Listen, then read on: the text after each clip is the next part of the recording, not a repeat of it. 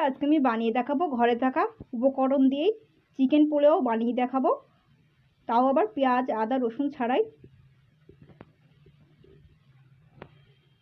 নমস্কার বন্ধুরা, আমি Priyanka, welcome back to my channel. বন্ধুরা, আজকে আমি বানিয়ে দেখাবো চিকেন পোলাও, তাও কিন্তু আমি আমার মতন করেই বানিয়ে দেখাবো আজকে খুব অল্প সময়ের মধ্যে, আর ঘরে থাকা উপকরণ দিয়েই আমি করে দেখাবো।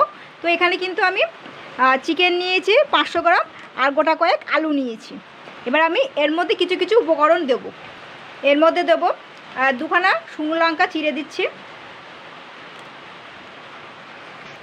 এখানে কিন্তু আমি একটা স্পেশাল মশলা বেটে নিয়েছি। এর মধ্যে আমি সাজিরে, শাহমরিচ, জয়ফল, জয়ত্রী, সাদা আর এমনি জিরে, নর্মাল জিরে আর ধনিয়া সব আস্ত সব আমি কিন্তু বেটে নিয়েছি। আমি যা যা নিয়েছি সেইগুলোই কিন্তু আমি বললাম। এটা আমি দিয়ে দিচ্ছি। আর এখানে দিচ্ছি 2 চামচ চিনি আর 2 চামচ নুন দিচ্ছি। আর এখানে দিচ্ছি কিন্তু 2খানা টমেটো কেচাপ নিয়ে দিয়ে দিচ্ছি। আপনার টমেটো কুচানো ব্যবহার করতে পারেন। এই দুটো দিয়ে দিলাম। আর দিচ্ছি এখানে রিফাইন্ড অয়েল।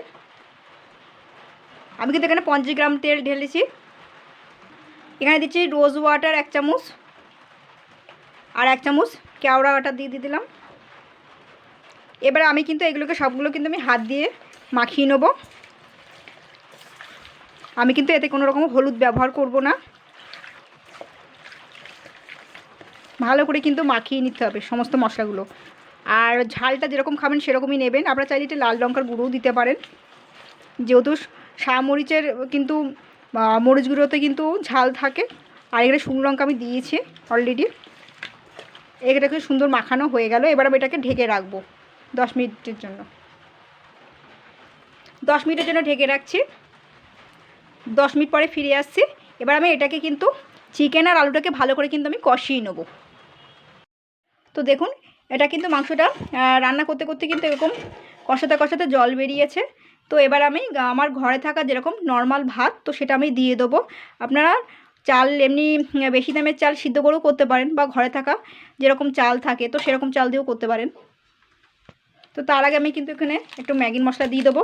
যেহেতু কিন্তু আমি এখানে আদা রসুন পেঁয়াজ আমি কিন্তু কিছুই ব্যবহার করিনি, যা যা ব্যবহার করেছি সবই কিন্তু আমি দেখিয়েছি।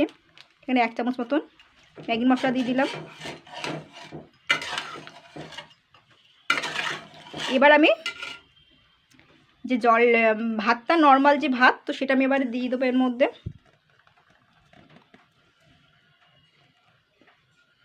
আমি কিন্তু নর্মাল ভাতই ব্যবহার করছি, মানে দিচ্ছি। এবার আমি এটাকে দিয়ে ভালো করে নাড়াচাড়া করব।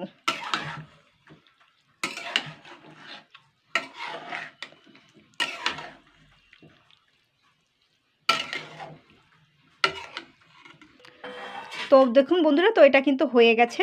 তো আমি এখান থেকে এর উপর দিয়ে কটা গার্নিশিংয়ের জন্য আমি এখানে একটা কারি পাতা দিয়ে দিলাম। তো আমি কিন্তু ঘরে থাকা উপকরণ দিয়েই করেছি, খুব একটা তেল মশলা বা খুব একটা পেঁয়াজ আদা রসুন আমি কিন্তু তেল ঘি এসব কিছু কিন্তু কিছুই ব্যবহার করিনি। তবু কিন্তু খুব সুন্দর হয়েছে খেতে। তো ব্যবহার ট্রাই করবেন।